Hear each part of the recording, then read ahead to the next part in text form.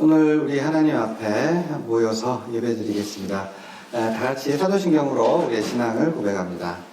전능하사 천지를 만드신 하나님 아버지를 내가 믿사오며 그 외아들 우리 주 예수 그리스도를 믿사오니 이는 성령으로 잉태하사 동정녀 마리아에게 나시고 본디오 빌라도에게 고난을 받으사 십자가에 못 박혀 죽으시고 장사기 사흘 만에 죽은 자 가운데서 다시 살아나시며 하늘에 오사 전능하신 하나님 우편에 앉아 계시다가 저희로서 산 자와 죽은 자를 심판하러 오시리라. 성령을 믿사오며 거룩한 공예와 성도가 서로 교통하는 것과 죄를 사하여 주시는 것과 몸이 다시 사는 것과 영원히 사는 것을 믿사옵나이다. 아멘. 살아계신 아버지 하나님, 머리를 조아려 주님 앞에 예배드리려 모였습니다. 이 시간에 성령께서 우리의 각 사람의 마음을 사로잡아 주시옵소서. 이 시간에 주님 앞에 새롭게 힘과 능력과 위로와 안식을 얻는 시간 되게 하여 주옵시고 우리의 세포가 새롭게 되고 힘을 얻는 시간이 되어질 수 있도록 성령께서 주장하여 주옵소서. 우리의 입술을 벌려 찬양할 때 전심으로 주님을 찬양하게 하시고 하나님의 말씀을 들을 때 사람의 말로 받지 아니하고 하나님의 말씀을 받는 우리의 마음이 되어지게 하여 주옵소서. 새롭게 결단하고 새롭게 힘을 얻는 시간 되도록 주님께서 인도하시고 주장하여 주옵소서. 감사드리며 살아계신 예수님의 이름 받들어 기도하옵나이다. 아멘. 하나죠.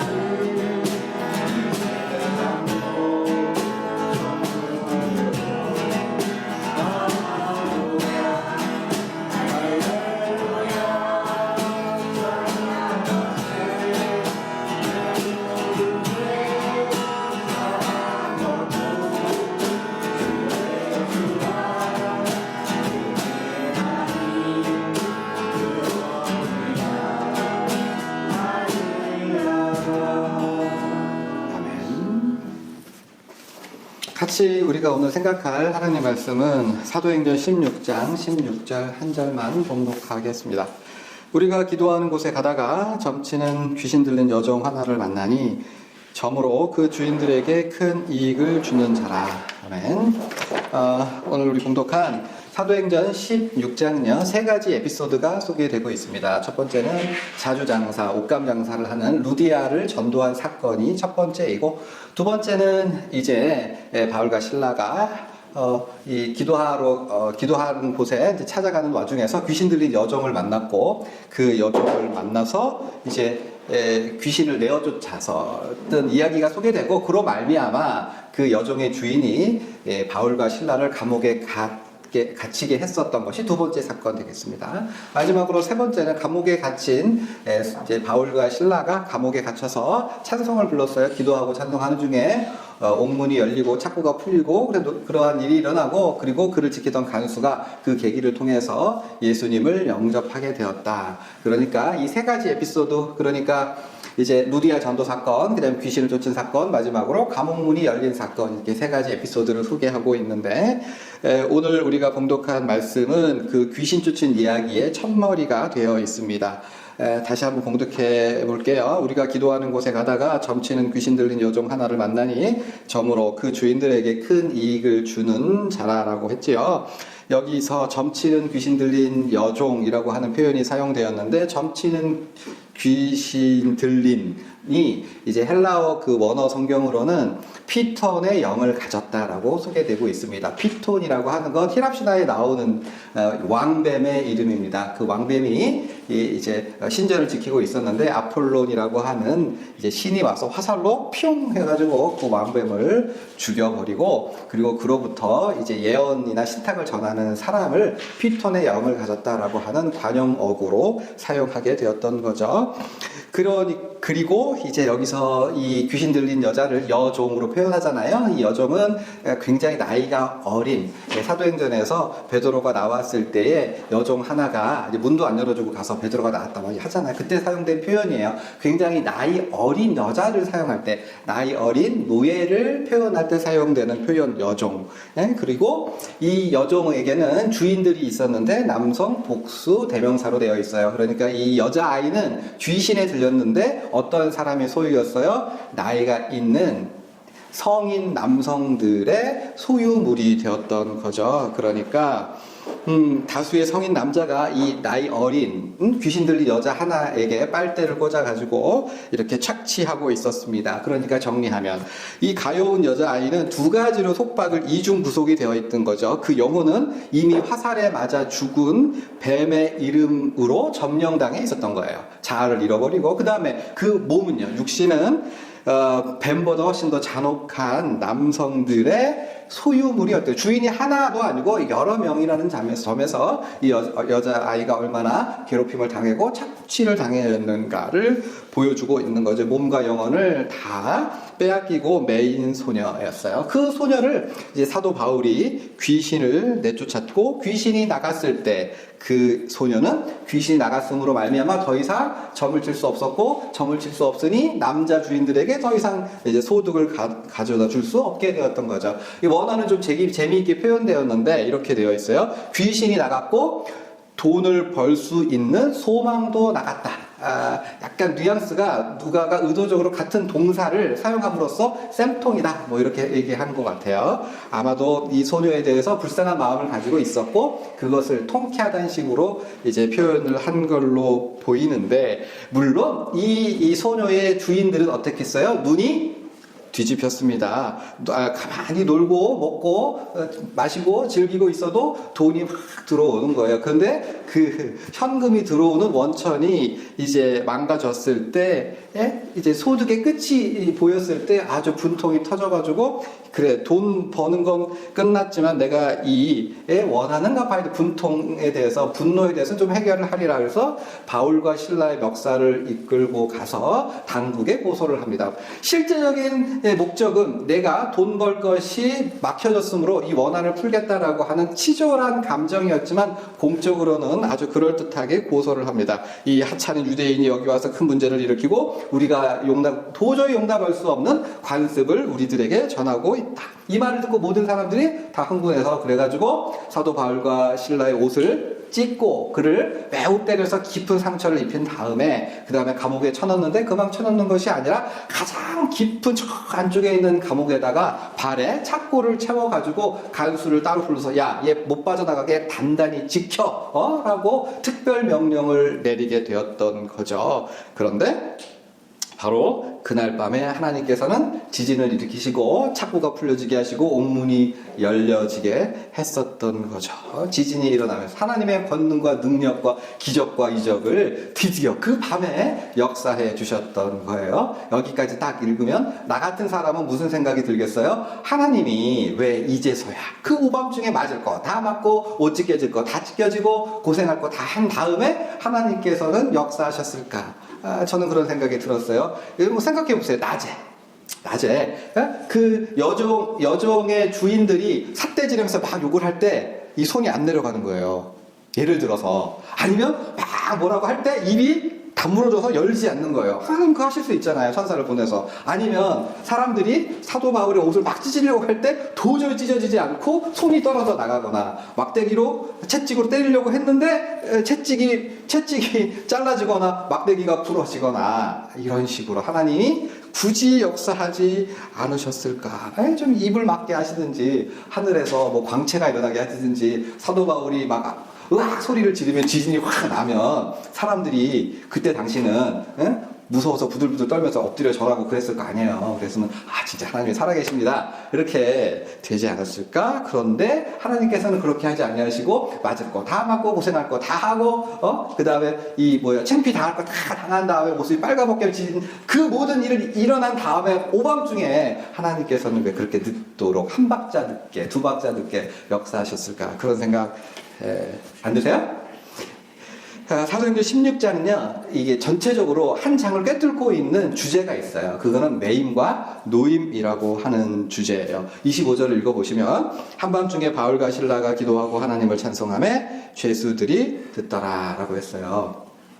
지금 바울과 실라는 두들겨 맞고 온몸이 아프고 발은 착고가 채워져 있고 깊은 감옥에 갇혀 있었는데, 그런데 이 사람들은 두들겨 맞았다고 창피를 당했다고 지금 상태가 안 좋다고 해서 그 환경에 매이거나 그것에 짓눌리지 아니하였어요. 마치 아무 일도 없었던 것처럼 거기서 기도하고 찬양했던 거죠. 그 마음과 영혼은 감옥의 환경에 의해서 묶이지 아니하였던 거죠. 그래서 굉장히 자유로운 사람처럼 아무 일도 없었던 것처럼 찬양하고 그리고 죄수들은 그 찬양과 기도를 들었던 거죠. 그래서 그 감옥인데 감옥이 아니라 예배 장소요, 기도의 장소요, 전도의 자리요, 복음이 선포되고 신앙이 무엇인가를 보여주는 자리가 되었던 거죠. 복음이란 이렇게 우리를 얽어매는 것으로부터 우리가 놓여서 살아갈 수 있도록 해주는 능력입니다. 가난은 사람을 불편하게 하고 올가매요. 일반적으로. 그런데 하나님의 백성은 가난이 영혼을 그 사람을 묶어놓지 못하는 거죠. 그리고 질병이 보통은 사람을 올가매고 그 사람을 꼼짝 못하게 만들지만 하나님의 백성은 질병이나 아주 어려운 일이 있을지라도 그것으로 인해서 그 영혼이 삶이 이렇게 짓눌리거나 매이지 않을 수 있다는 얘기죠. 반면에 이 여종의 주인들을 보세요. 다 설명드리진 않았지만 이 여종의 주인들은 로마 사람으로 인정받는 사람들이었어요. 원래는 정확하게는 혈통적으로 로마 사람은 아니었지만 그래 너희는 로마 사람이야 라고 인정받는 사람들이었고 이미 많은 돈을 벌어 놓은 사람이었는데 탐욕에 돈에 눈이 멀고 그래서 그로 말미암아 눈이 멀어서 구원의 기회를 차버렸습니다. 귀신이 아직 그 소녀의 영 안에 있었을 때, 그러니까 귀신의 신통력이, 여종에게 아직 신통력이 있었을 때에 이 여자 종이, 이 바울과 실라가 지극히 높으신 하나님으로부터 구원의 길을 너희들에게 알려주는 사람이야, 이렇게 소개를 했어요. 그런데 그 말이 귀에 마음에 들어오지 않았어요. 왜요? 눈과 귀가 돈에 사로잡혀 있었기 때문에. 그리고 바울이 귀신을 내쫓았을 때에 뭘 봤어야 돼요? 나 돈 못 벌겠네 라고 하는 것이 아니라 능력 있는, 권세 있는 하나님의 말씀이 임해서 그 능력으로 귀신이 쫓겨나갔구나, 내가 이전에 나에게 도움을 주었던 신이 별것 아닌 귀신에 불과하구나, 진짜 참 하나님이 여기에 있었네라고 깨달아야 할 것이 아닙니까? 지극히 당연하죠. 근데 그거를 생각하지도 못해요. 자기의 욕심과 탐욕에 사로잡혀서 돈의 노예가 돼서 정말 분명하게 보이고 마땅히 알아야 하고 생각해야 할 것을 하지 못했던 거죠. 누가 돈에 매여 있어? 누가 메인자예요? 감옥에 있었던 바울이 아니라 밖에서 떵떵거리며 살고 있던 이 성인 남성들이야말로 노예요, 돈에 묶인 자라고 하는 거죠. 물론 우리는 돈 없이 살 수 없고요. 건강도 중요한데요. 그러나 너희는 과연 돈의 노예로, 종으로 살아가겠느냐? 사도행전 처음부터 마지막까지 하나님의 백성과 하나님을 믿지 않는 사람들의 중요한 기준점은 뭐예요? 돈이에요. 돈 때문에 망한 사람이 사도행전, 누가복음에 계속해서 등장하고 있어요. 아나니아와 삽비라, 사마리아의 마술사, 에베소에서 소동을 일으킨 은장색들, 그리고 총독 벨릭스, 이 모든 사람들은요, 탐욕에, 그 돈에 매여서 노예가 되어서 마땅히 마땅히 하나님의 백성이 되어야 할 기회의, 구원의 기회를 차버리고 놓쳐버렸던 거죠. 그들이 돈을 소유한 것이 아니라 돈이 그들을 소유했고 돈이 그들의 인생을 멸망으로 가게 했었던 거죠. 설교를 정리하는데요, 사랑하는 여러분, 오늘 제가 16장에서 나오는 세 가지 이 에피소드를 소개했죠. 첫 번째 루디아, 두 번째 이제 이 여종의 주인들, 마지막으로 세 번째가 간수, 이렇게 세 가지 에피소드를 말씀드렸는데 이게 대조되고 있어요. 간수는요, 먼저 루디아는요, 복음을 믿었을 때에 하나님의 구원의 길을 알게 된 이후에 마음을 열어 주의 복음을 받아들인 후에 바울과 그 일행들을 자기 집으로 모셔요. 강권해서 식사 좀 하세요. 여기서 편히 좀 쉬세요. 그리고 이제 뒷부분에 나오는 간수는 하나님께서 역사하시는 현장을 본 이후에 자기 가족과 함께 예수님을 믿고, 그리고 이 사도 바울 일행을 자기 집으로 데려가요. 씻기고 밥을 먹이고 그들을 잘 환대하여 대접하는 거예요. 여기에 집을 팔아서 헌금하고 그런 내용이 아니라 지극히 일상적으로 할 수 있는 평범한 것 아니겠습니까? 집으로 모셔서 밥 한 끼 대접하는 거 할 수 있는 일이잖아요. 그렇게 했고, 반면에 이 두 번째 에피소드에 나왔던 이 여종의 남성 주인들은 눈이 확 뒤집혀가지고 구원의 길을 차버리고 말았던 거죠. 그래서 그 고약했던 귀신 들린 주인들이 고약함, 그리고 이제 루디아와 간수의 일상적인 친절함과 베품이 대조됨으로써, 하나님의 백성이라고 하면 최소한 돈 몇 푼 때문에 사람이 안 보이는 사람이 되지는 말아야 하지 않겠니? 돈이 너의 인생의 주인이 돼서는 안 되는 것 아니겠니? 라고 하는 이야기를 하고 있어요. 돈의 노예가 되지 말거라, 돈에 묶인 사람이 되지 말거라. 사랑하는 여러분, 우리는 없이 살 수 있습니다. 그렇지 않습니까? 왜요? 우리 아버지께서는 모든 것을 가지시고 우리가 기도할 때마다 필요를 채워주시는 다정하신 아버지가 아니겠습니까? 하늘의 새처럼, 틀에 피는 백합화처럼. 그래, 내가 가진 것 없어도 이 돈 때문에 너무 펄펄 떨거나 그것 때문에 마음이 팍 메이거나 하고 살지는 않겠다라는 마음이 우리 모두에게 없어도 마음만은 넉넉한 저와 여러분 되었으면 좋겠습니다. 아멘. 기도하시죠.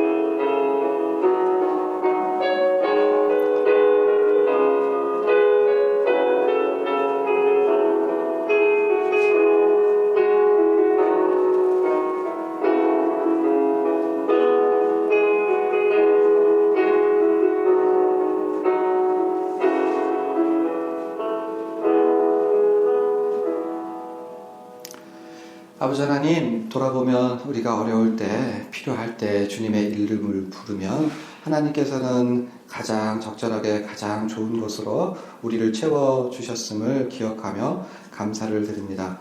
우리는 이방 백성이 아니라 하나님의 백성이 되었사오니 하나님의 백성답게 넉넉한 마음을 가지고 하나님을 믿으며 하늘의 새처럼 들의 백합화처럼 주님을 의지하여 살아갈 수 있도록 우리들에게 믿음을 더하여 주옵소서. 눈에 보이는 것 때문에 너무 속상하지 아니하도록 우리들의 마음 주께서 어루만져 주시고 늘 강한 믿음으로 주님의 이름을 붙들고 꼭 붙들고 살아갈 수 있도록 주님 축복하여 주옵소서. 감사드리며 살아계신 예수님의 이름 받들어 기도하옵나이다. 아멘. 하늘에 계신 우리 아버지여, 이름이 거룩히 여김을 받으시오며 나라가 임하시오며 뜻이 하늘에서 이루어진 것 같이 땅에서도 이루어지이다. 오늘 우리에게 일용할 양식을 주시옵고 우리가 우리에게 죄 지은 자를 사하여 준 것 같이 우리의 죄를 사하여 주시옵고 우리를 시험에 들게 하지 마시옵고 다만 악에서 구하시옵소서. 나라와 권세와 영광이 아버지께 영원히 있사옵나이다. 아멘.